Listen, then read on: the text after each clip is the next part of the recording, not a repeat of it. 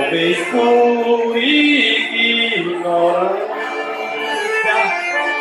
ou maldade das pior, pular os olhos do laço preto, pra ele assim, ai, cantar melhor.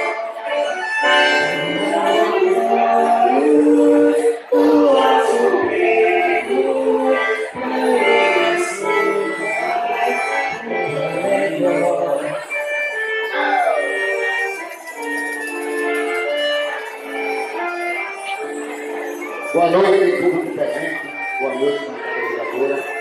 A Parafogueira vem, em 2018, trazer uma mensagem.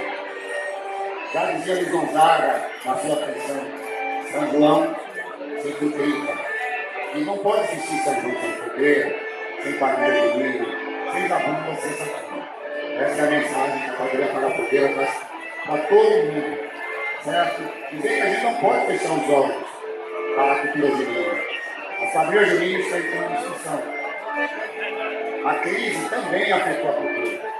E a Parafogueira está fazendo a sua parte, mantendo viva essa tradição. Então, cada um de vocês que gostam do São João também são responsáveis, como a bancada vereadora, como a iniciativa privada, o meio público.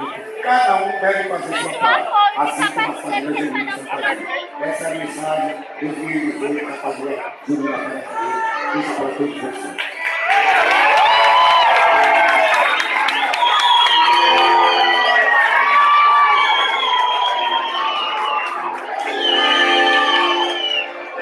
Deus apagado.